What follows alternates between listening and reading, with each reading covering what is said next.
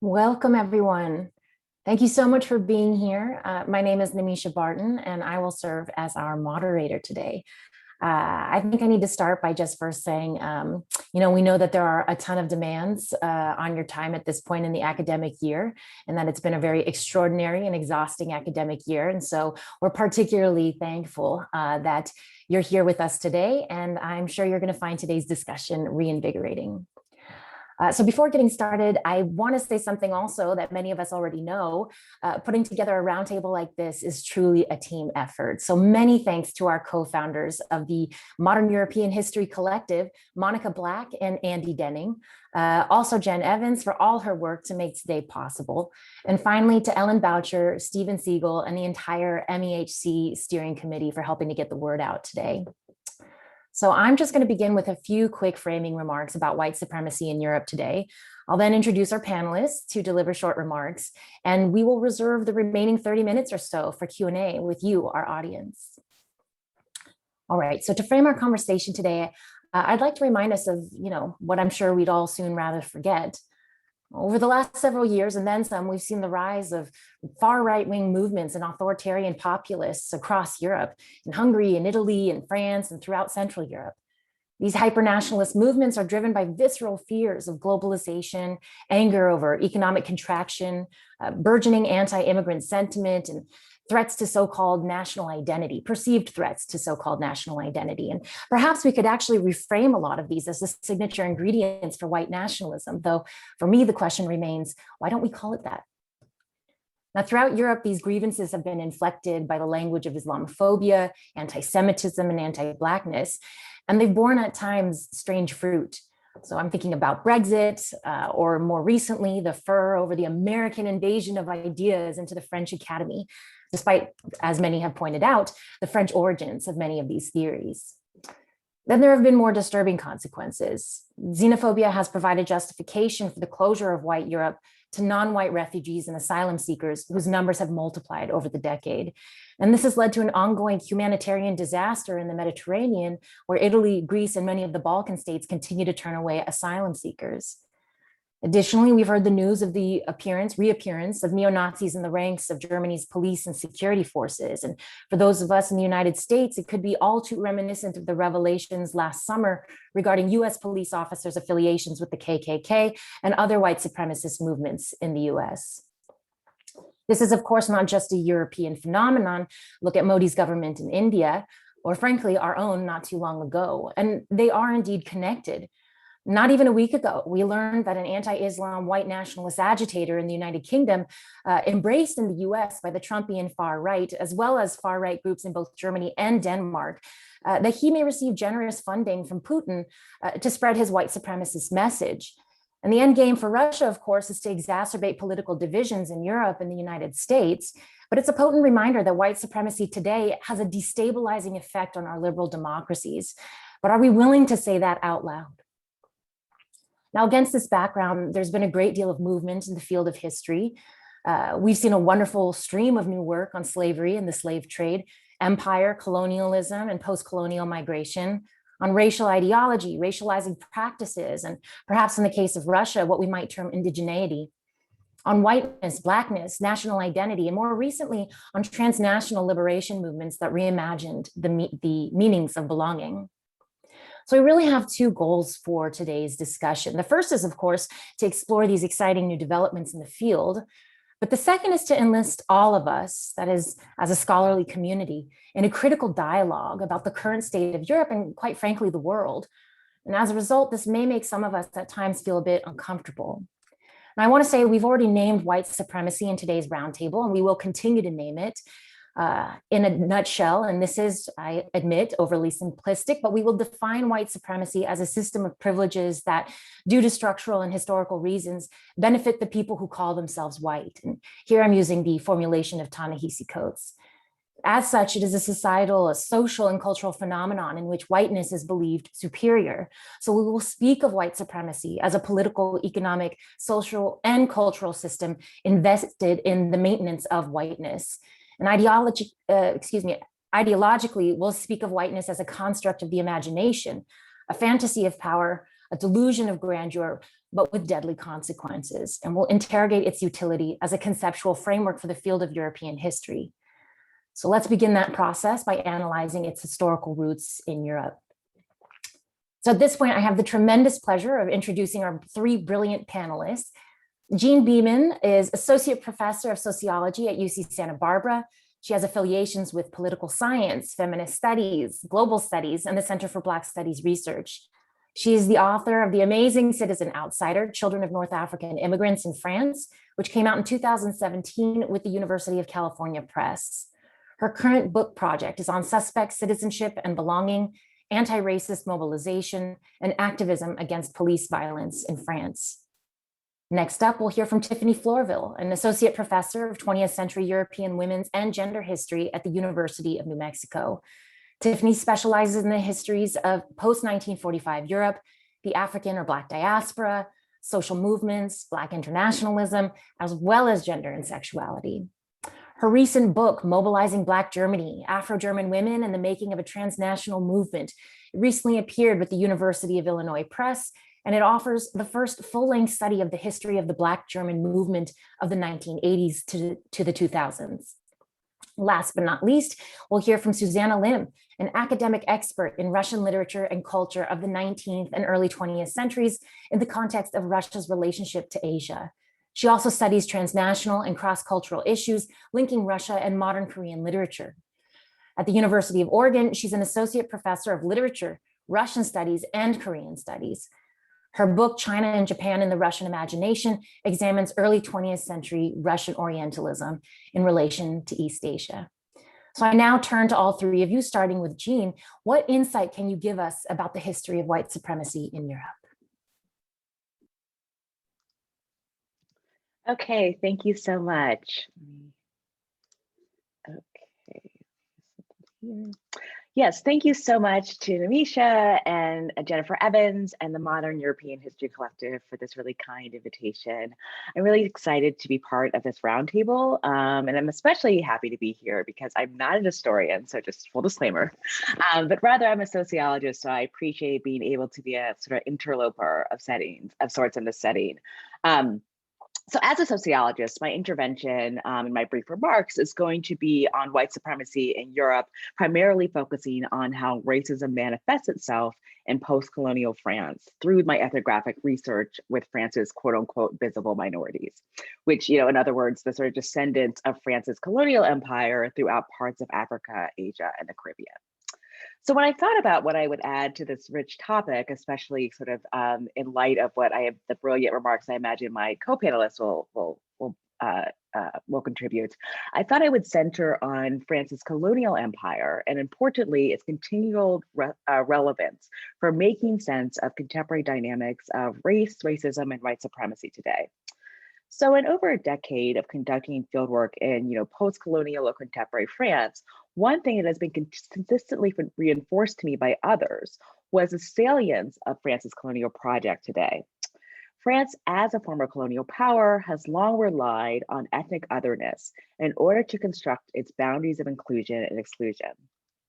Everything that occurred outside of the quote unquote hexagon or the geographical borders of France, whether it be the colonial rule of Algeria or slavery in the Antilles, was seen as non-French, even if these structures were essential to constructing France as a nation state today.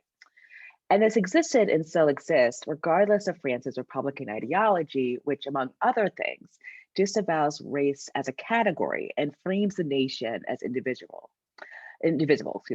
So I've relied on the work of many historians, including some of whom are sort of likely on this call, to sort of situate and justify even studying, examining race and racism in France.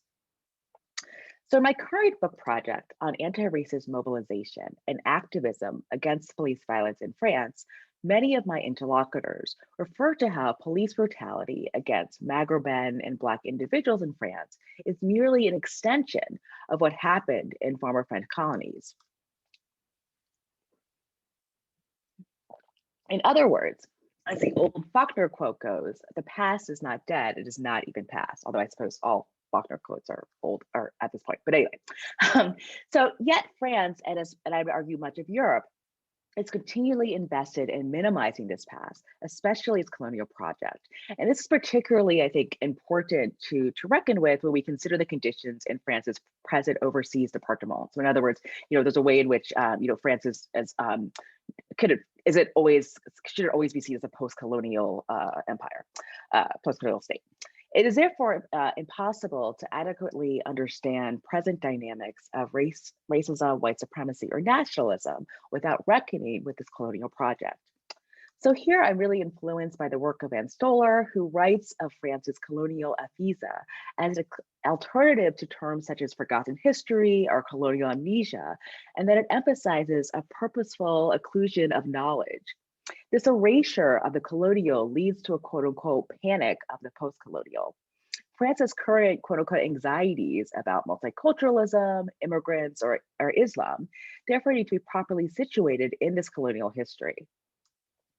So in my first book, Citizen Outsider, and thank you, Nimisha, for those kind words about it, I reckon with how, among other things, descendants of France's colonial empire in the Maghreb fare in contemporary French society, the racism they experience, and how they continually face a France that denies them full societal belonging and cultural citizenship, even though they see themselves as French as any other French person. So this Maghreban second generation serves as a sort of literal invisible reminder of France's colonial rule in Algeria, Morocco, and Tunisia, a reminder that they prefer to ignore. Moreover, racial and ethnic difference are often framed using a migration lens. In other words, in terms of this sort of quote unquote newness of diversity or multiculturalism, rather than through a thorough understanding of how the construction of Europe has relied on colonial domination and related subsequent migration to the metropole. Another crucial point here in this discussion of the role of whiteness and white supremacy in France and Europe more broadly, this is another. Throughout my many interviews and years of fieldwork, my interlocutors have conveyed not only how they are racialized and the implications of their own racialization, but also how whiteness is often default in French society as regards to who a French person is or who can be understood as a French person. This is another way of saying how non-white individuals are quintessential outsiders in France. So my current work on anti-racist mobilization and police violence reveals how everyday police checks or stops by the police, such as the contrôle d'identité, of predominantly Black and Maghreban origin individuals, reinforces a suspect citizenship for these minority populations. So in their activism against this violence, these minority populations are responding to a violence that is not new, but rather an extension of the violence under French colonialism. For example, one of the anti-racist activists I've interviewed for my work, Franco, who's 47 years old and was born in Guadeloupe before moving to mainland France when he was 2 years old, explained, quote, "What's happening now is France is reproducing what happened in the colonies. Post-colonialism is just a myth. What we have now is neocolonialism. Nothing has changed as the ideas are the same. This is a bigger problem than just police violence. It is part of neocolonialism. Police violence is a symptom of what really hurts people. We have to fight against what's in people's heads, what never left. We have to decolonize our minds. It's the only way towards the total liberation of Black people," end quote. So in order to contextualize the experiences of Black people and other minorities throughout France, we need to reckon with this with Europe's history of colonial imperial rule. This should hopefully move us beyond solely an immigrant-focused lens to grappling with how actual citizens are marginalized across Europe because of their race and ethnic origin. In this way, scholarship in recent decades on Black Europe has been very generative in this direction, shifting our focus to how Black people have long been part and parcel of France and the rest of Europe, and shaped and continue to shape how we see it today. Part of why it's so difficult to name white supremacy in Europe, and also why it's crucial to do so, is because Europe is defined by what scholar David Theo Gorberg terms a quote unquote political racelessness, in which race is framed as exceptional or outside of Europe rather than constitutive of it. If race and racism are seen as outside of Europe, or outside of France and the rest of Europe, so too is white supremacy. And therefore, whiteness can become simultaneously default and minimized. In the case of France, this is perhaps most recently evident in President Macron's declaration that French academia and society at large has been unduly influenced by US ideas of race, racism, intersectionality, and post-colonialism. Even Black French activists, such as Assa Traoré, who has received much attention in recent months as the movement for justice for the police killing of her brother Adama in 2016 has gained steam, and journalist, documentarian, and author Rakaya Diallo have both been accused of relying on US conceptions or definitions of racism and white supremacy, even when they provide their own analyses of racism in France based on their own experiences of being born and raised in France. We should also think about what histories get remembered and how. So, for example, in my current work, some of my interlocutors have invoked October 17, 1961, or the day during the Algerian War, when Maurice Papon, the head of the Parisian police, ordered an attack on the FLN protesters in the 6th arrondissement near Pont Saint-Michel, beating and drowning over 100 protesters in the Seine River. The graffiti, Algerians are drowned here, was written on the quai weeks later. Yet the memory of this massacre and its sort of situation in French history was silenced or has been silenced for many years. Former French President Hollande acknowledged this massacre in 2012, although there still remains a dispute as to the actual numbers of victims, with numbers ranging from 40 to up to 300 victims. My interlocutors have also mentioned how policing practices in either the 20th arrondissement or various banlieue communities in Saint-Denis are just the latest manifestation of racially motivated and biased police practices cemented in France's colonies. In my research, interlocutors tell me how these histories are not taught and integrated as part of French history. In other words, of course, history is politicized. Configurations of the past are used to promote a homogenous and colorblind, read Christian and white, France. So much of this historical and contemporary discourse relies on a deliberate obfuscation of race and racism, and an insistence, on a French exceptionalism regarding these questions. One example that I've confronted often is how the history of African American expatriates in Paris is strategically deployed to illustrate how racially inclusive France must be in contrast to a deeply racist United States. And this, of course, belies analyses by African American expatriates such as James Baldwin of the racism towards other populations within France. Another example we can point to is a statue of Colbert outside of the National Assembly, which was defaced with red paint by anti-racist activists last summer. Colbert wrote the Code Noir, which defined slavery and its conditions throughout France's colonial empire. Colbert is only one of many monuments to white supremacy that we can identify throughout present-day France. Throughout my research, I can see how anti-racist activists are presently challenging France's ideas of itself, including representations of its colonial history, and forcing it to grapple with its non-white citizens. And here I think the word citizen is instructive. They are challenging a French society that insists upon the singularity of its Frenchness, but only when it suits them. So thank you, and with that, I'm going to pass it to Tiffany.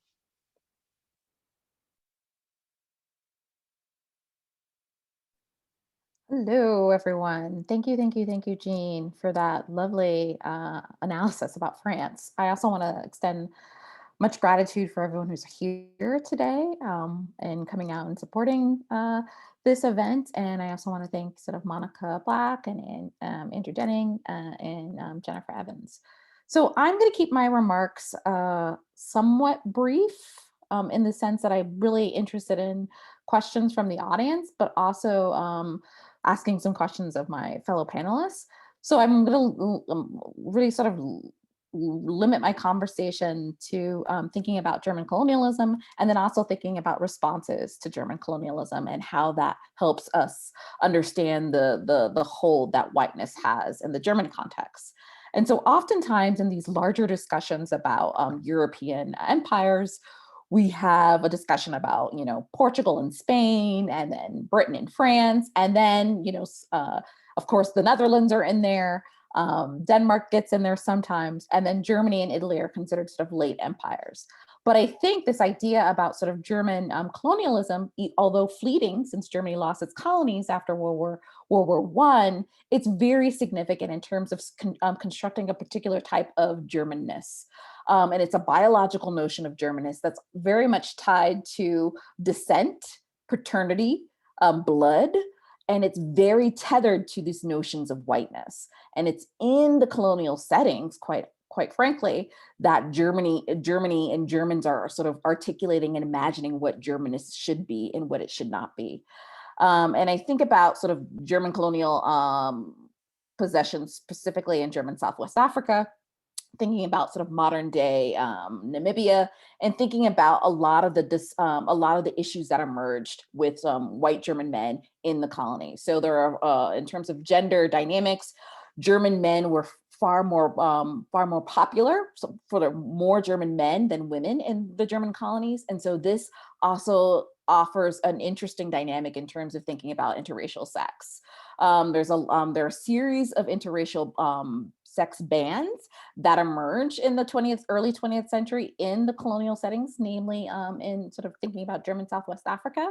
And then by 1913, there is a codification of what Germanness is. And that Germanness is tied to, as I've mentioned, this idea of descent, blood, paternity. It basically makes it difficult. So it really sort of also ties, I should add, it also ties Germanness to geography. And so it really tethers it to soil in interesting ways. And so it emerges in response to white German men, questioning and asking for their children, their sort of biracial children, to be German citizens. And this sort of 1913 citizenship law is basically like, no, they don't have access to it. And sort of whiteness becomes the primary organizing characteristic for Germanness. And it's very much tied to this, it's very much a sort of a constituent element of the social fabric of Germany. And so things that are, going on in the colonies help shape and inform ideas about Germanness, belonging, and identity in the metropole more broadly. And so I find it interesting that many times Germans don't even recognize that they had a colonial legacy. Usually they're like, oh, we were colonists? Why? I didn't know. And then there's also a sense that like, oh, we were good colonists. So, we weren't like the British or the French. And I have to chuckle because the Namibian genocide occurred in the German colonies from 1904 to 1908. You also have the Maji Maji rebellion in what is now Tanzania. So this idea of Germans considering themselves to be good colonists is just ludicrous. No one is a good colonist. No one gets a gold medal for being a great colonist. No one gets bronze. No one gets silver. Everyone is bad. No one gets anything. And so I think it's important to recognize the sort of the intersecting legacy of colonialism, particularly its afterlives. So that 1913 German citizenship law that I mentioned doesn't change until 2000 in the German context. So think about it. It has a long lineage from 1913 during the Nazi period, in the post-war period. It doesn't change until basically the 21st century, which is quite striking. But it is that citizenship law that frames who can have access to Germanness. And the norm is whiteness.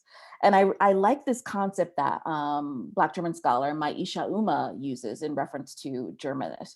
She calls the sort of type of Germanness that exists a super Germanness. And it's a super Germanness that is very much tied to this biological notion of whiteness, and it's how it was reimagined in the colonial settings. And it's also, Germans don't see themselves as white. And so I think this is also another thing. So this colonial legacy helps to shape the boundaries of whiteness, the boundaries of Germanness. but Germans as a population don't necessarily see themselves as white. They do actually see themselves as distinct from other sort of Western European countries. They see themselves as a distinct folk, like, in this sort of interesting terminology. And they see themselves as a distinct folk with particular specific racial and cultural heritages that distinguish them from other European entities. And this is also where you see whiteness normalized, that it's so unspoken and normalized that it's oftentimes invisible, even though it's hyper visible. And so this is why I study sort of Black German responses to this legacy of whiteness. So Germans are reluctant to use whiteness. Whiteness as a field in German studies is also still slow. The first book about whiteness and white supremacy emerged in the German context in 2005. Whereas here in the US, I think whiteness studies has a longer lineage, sort of late 80s, 90s, thinking about David Rudiger, Matthew Fry Jacobson, and other scholars who are sort of pushing this discussion about the wages of whiteness and the sort of evolution of whiteness. Germany is it's a shorter period, and it's sort of Black scholars, people of color who are pushing discussions about whiteness in a scholarly setting. And they're showing that Germany, much like other European countries, quite frankly, is using whiteness to organize as an organizing principle, as a definitional principle to help them determine issues of citizenship, issues of sort of German national identity, as well as the sort of interesting everyday issues of who belongs in the national polity, who should be excluded from the national polity. And so we see this sort of interesting dynamic between the colonial setting, the sort of enshrining of German law, that coming back to the metropole, continuation of notions of German whiteness, how science helps to justify how individuals of African descent were considered inferior. And sort of science, it has never been value free, but also used to justify this sort of racial hierarchy that was in place. And what I study sort of Black German responses to that. And I think, quite frankly, it is Black German activists in the 80s and 90s pushing against this discussion that Germany is not racist, so they're anti-racist and progressive, and two, that their colonial history didn't matter. And so they're suggesting that, quite frankly, the colonial history, the afterlives of colonialism are so pervasive in the everyday and need to be discussed. They need to be interrogated. They need to be criticized and critically attended to. And so many Black Germans were doing this. They're organizing workshops, talking about Germany's colonial past, talking about notions of whiteness, talking about notions of Blackness and how that has changed and evolved. We oftentimes think about whiteness as an evolving marker, but so too is Blackness. And I think that Black Germans have been able to sort of talk about this in quite honestly in fruitful ways through a variety of interesting cultural productions. So through art, through music, through literature, etc. And so the work in my first book really attends to that. Their responses to colonialism, they're pushing against this idea of the universal man as being an abstract man who is oftentimes gendered as a male and is sort of racialized as white. They're pushing against that, and quite frankly, they're also pushing against a larger Enlightenment project when we think about these ideas of humanness and humanity. They're going beyond this idea of humanness. They're not necessarily needing the universal liberal constructive humanists to define who they are, because usually in that construction, others like Black Germans, other Germans of color, Asian Germans, Turkish Germans are constructed as non-German, as non-human. And so the Black German movement really helps them sort of talk about why those categories they're not sort of looking at Western categories to define themselves. And this sort of final discussion about this is that I think sort of the colonial setting, the responses to the colonial setting by Black and Germans of color really show why more discussions about racism and white supremacy need to happen on the everyday. and they're challenging that sort of presence of what white supremacy and the white hegemony of, you know, German symbols and histories, quite frankly, in interesting ways through challenging through renaming streets that are formally named after German colonialists, through taking back and sort of historicizing the everyday residual elements of colonialism in Germany now. And so I think the responses to white supremacy are quite fruitful in sort of showing us why colonialism matters in a German context, in which they see that colonial history as not really mattering, especially in comparison to their sort of other European peers. And I think Black Germans, other Germans of color, have been at the forefront of pushing why colonialism, studies of whiteness, studies of white supremacy more broadly are integral to understanding how these intersecting oppressions continue to have such relevance in the German context. And then lastly, I want to say that German, you know, we certainly think about Germany in terms of its legacy to the Holocaust and its legacy with sort of the Third Reich. And I think if there are more interesting studies showing the connectivity between the Holocaust and German colonialism, aside from thinking about the Namibian genocide, but also thinking about how science was used in this way to sort of categorize, exclude, and kill individuals who are perceived to be out of the nation, in the nation, but not of the nation. And so I'm going to turn it over now to Susanna Lim. Yes, thank you. Thank you, Tiffany, for just such an interesting talk, and Jean as well. So yeah, hearing about these French and German contexts just tell me a lot about kind of really intriguing parallels, but also kind of differences with Russia. So Tiffany was just mentioning how Germany is usually mentioned last, right, in colonial and imperialist discussions. I would actually say that Russia/Soviet Union is in a completely different category by itself, even as it is increasingly becoming much more a visible actor in white supremacy movements today. So let me briefly, I do have some Soviet era slides that I would like to share. I hope you can see them. Really brief. So yeah, so first of all, well, thank you, Nimisha, and folks at MEHC for having me. I'm really happy to take part in today's talk. It's actually also my 48th birthday today. So yay, I get to talk about white supremacy on my birthday, which is a unique treat. So I'm here to talk about the Russian context, and given our time limit, I'll try to be brief and concise as possible. First, I'll just say a few words on my background because it's a Russian one. It takes a little more commentary. I'll then talk about the historical cultural roots of Russian white supremacy and the very unique, I suppose, Russian experience of race. And I'll finish with thoughts on why it's often so kind of confusing and complex to talk about race in a Russian context. So first of all, my background as a scholar, I come from a pretty rather unconventional place in relation to race. First off, my topic is Russia. As I said, there's certainly been a lot of recent media on Russian white supremacy and especially Russian interference on US race matters. However, I like to point out that race, in fact, is a very new topic in Russian studies, which from my experience is a very conservative field. And second, I'm a scholar of literature. So thank you for having me as a literary scholar in here, because as you may know, unlike history and sociology and the other more social sciences, racial expression in literature, culture, and art are notoriously ambiguous and subject to multiple interpretations. So many years ago, I wrote a book on Russian Orientalism in relation to East Asia, and my interest here was sparked by the historical event of the Russo-Japanese War of 1904 and 5.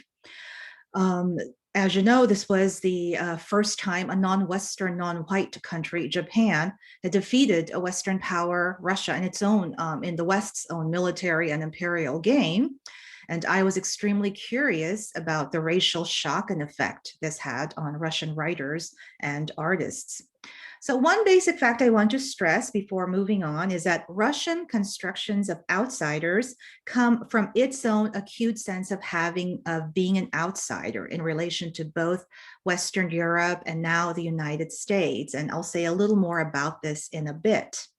I should also point out that although we're discussing white supremacy, and this is perhaps comparable to what Tiffany said about German identity, the very category of white has been always elusive for Russians. And again, I'll talk a little about this in a bit. So my second point, when thinking of the historical and cultural roots of Russia, it's very important to think of all three periods. So pre-Soviet, imperial, Soviet, and now post-Soviet periods together and the complex ways that they interrelate. The Russian story works along just to oversimplify things, two very broad lines. And all of these get down to Russians' sense of themselves and their position in the wider world. The first one is a traditional line that is about Russia's relationship to Western Europe since the times of Peter the Great. And this is characterized by a deep sense of inferiority vis-a-vis traditional Europe in culture and technology. So by Europe, I'm talking England, France, Germany. So mostly those three powers. I would like to also stress that this is not a simple anti-Western position. It's more like a love and hate relationship. I would even describe it as the self-entitlement of a rejected lover. Much of the great Russian literature and culture for which Russia has become so famous is, in fact, fueled by this awareness of Europe. Some Russian writers even came to consider Russians at times as the real last Europeans in an age of increasing globalization and secularization. So I'm wondering if today's Russian white supremacy also has these senses that fuel it. So the slide here has two Russian greats. The first one is Alexander Pushkin, who Russians would unanimously consider as the father of Russian literature, their pride and joy. And he was in fact of part African ancestry. However, even Pushkin also considered that Russia, imagined Russia to be a sort of protector and preserver of real European culture.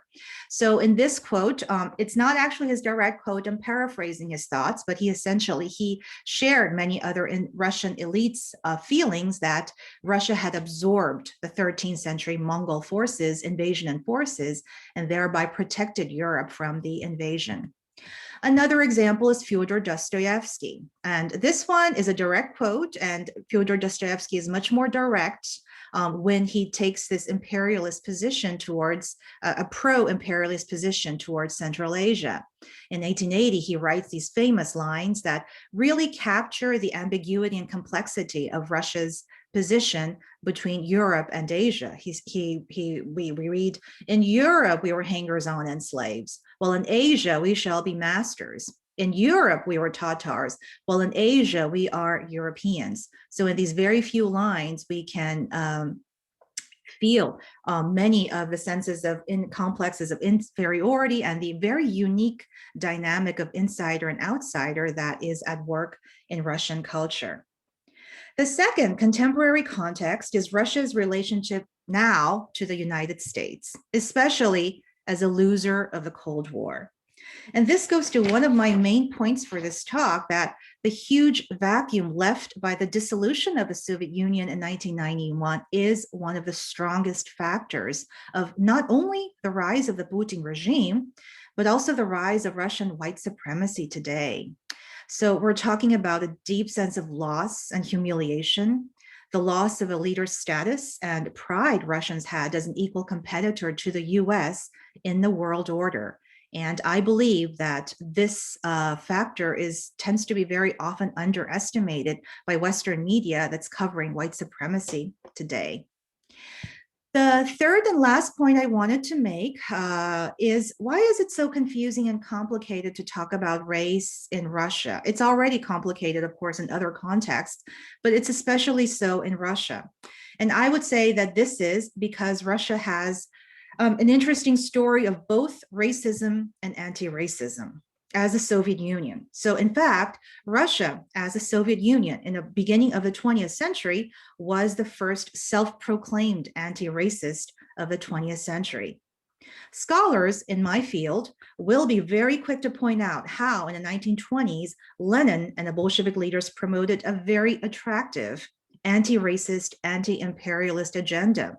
And they did so when Western European powers were still very much imperialist powers. This discourse of Soviet anti-racism was so appealing, it actually even convinced quite a few African-American intellectuals. So you see Langston Hughes here while he is traveling during the 1930s in Soviet Central Asia. And many of them come to see the Soviet Union as a racial paradise. However, the lived experience of the minorities tell the exact opposite picture, that of Russian racism. So this image that just appeared is an ice cream that appeared in the Republic of Tatarstan in Russia in around 2016, I believe. And the title of this ice cream is Obamka, which means little Obama. And as you can see, the cover here of I guess, an African boy with earrings and curly hair. And then the other, of course, you have the Russian imperial movement, stress on the word imperial, which is now widely believed to collaborate and support white supremacist movements from Sweden to the United States. Complicating the picture even further is the fact that recently Russians have very actively interfered and exploited with US's own racism and anti-racism. So on the one hand, like I said, by supporting white supremacists from Sweden to the United States, but then on the anti-racism side, creating, for instance, fake Black Lives Matter accounts.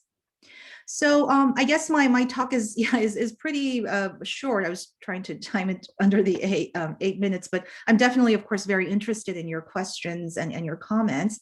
But I'll just conclude with some thoughts. So despite some notable exceptions, much more research and discussion is, of course, needed on race in Russia. And so this, I would, of course, second Tiffany and Jean's points on much more discussion needed, but especially so in terms of Russia.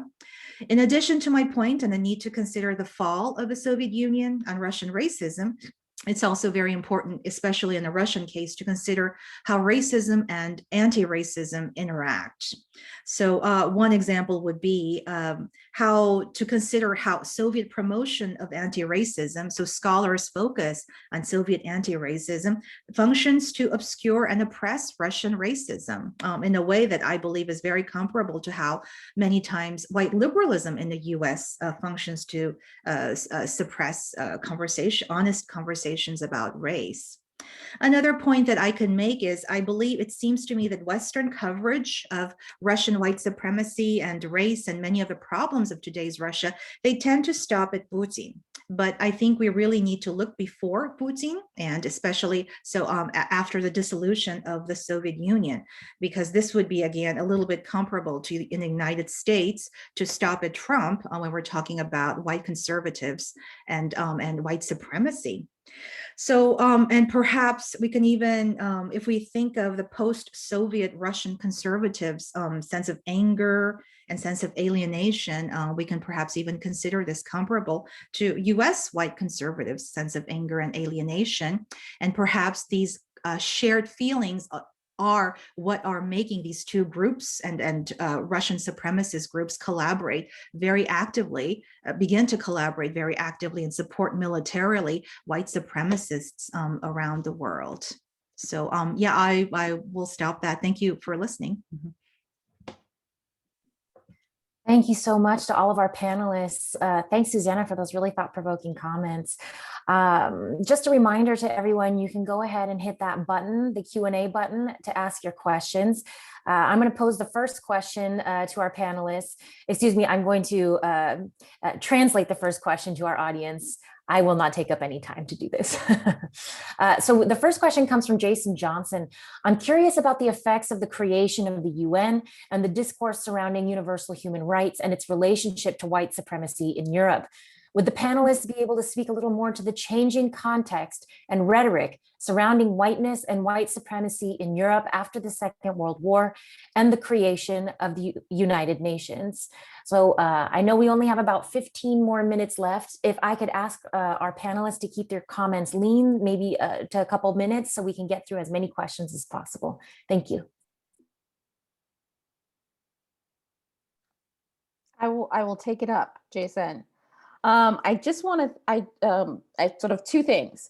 So I think Germany and sort of modeled its constitution. So it's 1949 constitution after the Universal Declaration of Human Rights. And so there's a sense that the constitution is already anti-racist. And when we think about the UDHR in 1948, it's also sort of missing things. So it's sort of this key marker for human rights, but simultaneously it's missing some core ideas that we sort of see today. And so I think it's very much tied to a sort of thinking about how do we reimagine race, and sort of thinking about the sort of thinking about race is not tying it to biology, not tying it to science. The statement on race that emerges in the context of the UN as well. And so it's all this is all existing in a sense that these countries are also trying not to normalize whiteness and trying to sort of make whiteness hyper invisible, even though it's not. And so I think this is the sort of unspokenness of whiteness is written across these documents, quite frankly. And you see that in the German Constitution, in which it's like, you know, everyone is equal under the law. And the reality is like, not everyone is equal under the law. And we need to interrogate this. And then you have larger issues in terms of the Fortress Europe in the late 80s, early 90s, and the sort of hardening of European borders. So all of this is sort of driven by the unspoken nature of whiteness, while also simultaneously speaking about race, but not in critical ways. So I'm just going to leave it at that. Thank you so much, Tiffany. I'm also thinking, so there's another great question here that sort of builds on what you just said, Tiffany, about this unspokenness around whiteness, this invisibility, perhaps manufactured invisibility of whiteness. This question comes from Judith DeGroat, who says, wonderful presentations, thank you, and says, forgetting seems crucial to the project of white supremacy. As historians and other scholars draw attention to the history of empire, race, science, etc., to help define white supremacy, the response is an anti-intellectualism, an Islamo-Gauchism, condemning critical race theory. Would you comment on possible next steps for scholars along with continuing the fight? What sorts of public interventions would be productive, and how might we frame them? So I can jump in there. So yeah, thank you for that question. So I think the thing that has been really generative for me and really encouraging to me that I want to see more of is more of these sorts of transatlantic kinds of conversations around the different ways that race and racism and white supremacy are manifest in our respective societies. Because I think, again, as a non-historian thinking historically, you know, oftentimes when we think about, you know, in the history of France, ideas about race and racism were very much influenced by ideas of race and racism elsewhere, right? And so I think the part of the discourse or part of the project for us as scholars is to continually reinforce these global transnational connections that I think, you know, are actually there, but I think oftentimes get purposely minimized, you know, in the sort of guise of saying, you know, X country is more racist than Y country and these sorts of things. Tiffany, I didn't know if you wanted to come in on this point. Doesn't. Sorry, we can't hear you. You want to unmute? Yes, I'm going to be silent. So okay, sorry about that. Okay, sorry. So building on Jean's comments, we have a question here from Jennifer Sessions, who says, thank you for these very interesting presentations and this opportunity. In this spirit of comparative perspective and following on Professor Lim's discussion of overlaps between Russian and American white supremacists, to what extent is thinking about race historically and or today explicitly comparative in nature in the context that each of you studies?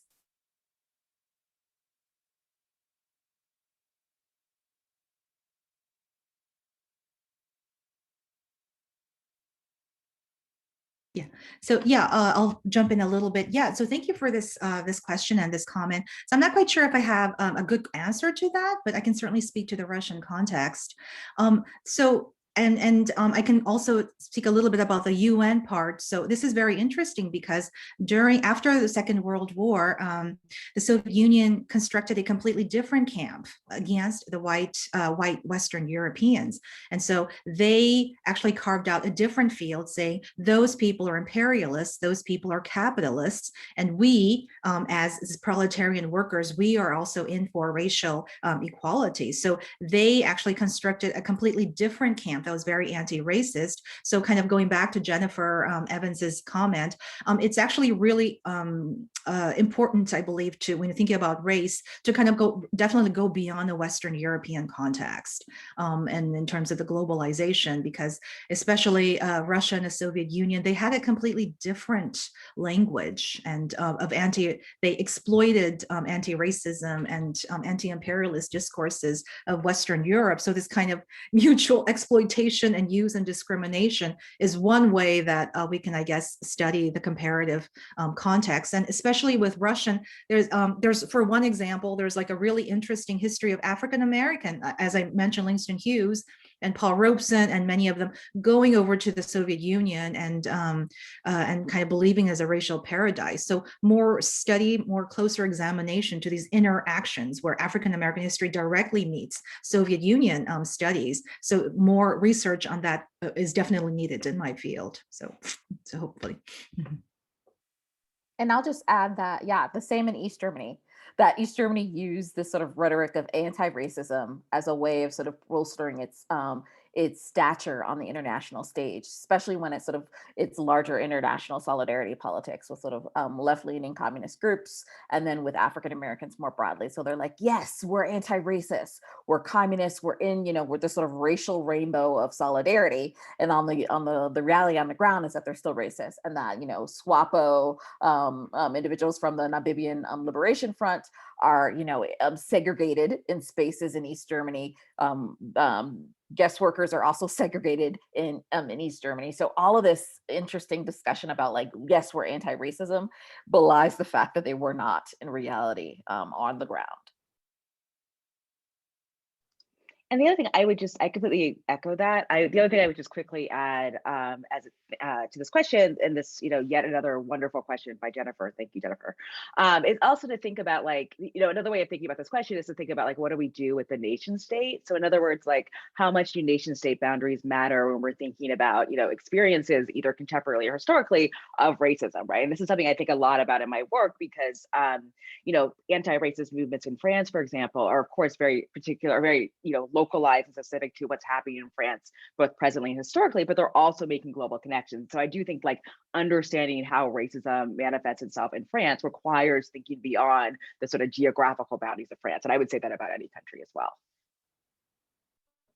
Thank you all so much. I'm going to ask what might be our last question.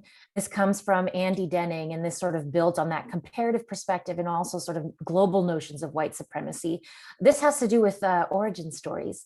So Andy says, great comments from all on the colonial, post-colonial connections across time. What if the creation of white nationalist ideologies and practices in non-metropolitan spaces? So Rhodesia, Algeria.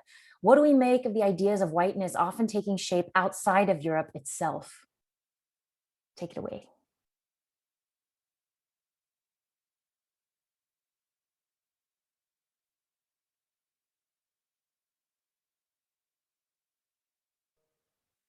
All right, I guess I'll take it away. No one wants to take it away. So Andy, thank you for that question. I think for me, it's so apparent that whiteness is shaped in German Southwest Africa. And I think it was sort of reading for my book, quite honestly, more about the colonial period and learning about, like, a series of sort of learning about these interracial sex laws, and then learning more about the 1913 citizenship law. So I think it is those settings that have helped to shape what whiteness is and what whiteness isn't. And then in the case of Germany, it's also been a great basically dialectic, the colonized and the colonizer, and who is white and who is non-human and who is human. And so all of that has taken shape in in the colonial settings and it's been fruitful, and it's been a multi-directional flow in some cases. And when you're thinking about like the Namibian genocide, in particular, when you're thinking about the shipping of Namibian bones back and the presumptions about who the Herero or the Namia people were, or even the San people, there's a presumption that they're racially inferior. There's a presumption that there's tied to, and they're sort of trying to tie it to a scientific notion of why their superiority is sort of, in their bones, so to speak. So I think it is the colonial setting, and it's that setting that you see mapped on into the Weimar period. And so how race science, it's articulated through the Third Reich, who becomes another other in terms of thinking about Jewish Germans and sort of Roma and Sinti. And so I think it's the sort of colonial settings that help to shape our German notions of not only sort of Germanness, but German whiteness in particular. And I think you see that across Europe quite honestly. But I'll hush and let my other panelists.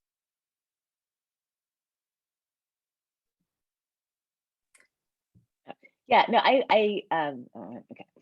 Yeah, I completely echo that. And I guess the one thing I would quickly add is thinking about just more broadly, when we understand whiteness to be default, that it's sort of clear that, outside that, sort of the white supremacy doesn't require a majority of white people, right? And so there's ways in which we can then understand how white supremacy, the logic of white supremacy, still govern much of what we see in former, French colonies, and I would say more broadly, because it's less about the sort of actual, physical white people, although that's still partly the case, but like more about the sort of ongoing and enduring logics from the colonial empire.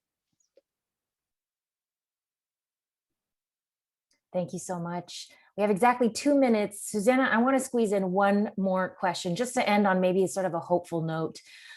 This is a question from M. Daly. Taking into account the history of Soviet anti-racism and the multi-ethnic nature of the Russian Empire, how is the rise of Russian white supremacy being countered by society today? So this is sort of something that touches on all of the anti-racism movements and questions that folks here are writing about, thinking about, and have mentioned. So give us something hopeful to think about. Hopeful. Well, the hopeful, it is beginning to be countered, I suppose. I think in Russia, there's still, compared to other Western European countries and United States, there is very much a late awareness, again, just because of the racism, anti-racism dynamics are so complicated. But you have organizations like SOVA, who keeps track of these, of the killings and the murders and the violence. But then, yeah, there's still, especially in the Russian front, I have to say, I mean, I don't mean to end on a sour, bad note, but there's still a lot of work to be done. Yeah, in the Russian context, there's definitely no real race conversation going on, just because it's a little bit like what Tiffany said. They think that they're unique. So I thought it was a little hilarious that Germans thought they were unique as well, because it was like, I heard that before. I heard the Russians also saying. Another one thing that also makes Russian whiteness unique is that they believe that whiteness is not a privilege. So I know, Nimisha, you talked about whiteness as this kind of structure of privilege, but in the case of the Russian and Soviet Union, because they have been through so much themselves, their always default is, well, we have suffered too. Russians have suffered too. Whites are suffering too. And this is kind of similar to what I was harassed by recently by a woman, a white woman who was attacking me for the Stop Asian Hate movement. And her point was, well, whites are killed every day too. Eskimo lives matter. And then she rattled off all these kind of little groups. And so I think though that kind of victimization and suffering and resentment and I guess interesting self-entitlement does, at least on an everyday level, does a lot to swallow any kind of visibility about whiteness that we've been talking about. So. Brilliant. Thank you so much. I'm so glad that at the end, first I'll apologize for being such an American that I wanted to end on a hopeful note. And secondly, I'll say, I'm so glad that you reminded us of the politics of suffering, the politics of empathy, if you will, the politics of resentment and all the rest. So on that happy note, I will just say thank you to all of our brilliant panelists for just generously volunteering your time and energy to lead this scholarly community through very challenging reflections. Thanks to our audience members for a great Q&A. Wonderful questions, so good in fact that I didn't even get to ask my questions. And I just want to say that we're wishing all of you a lovely week full of rich and challenging reflections. So thank you all so much.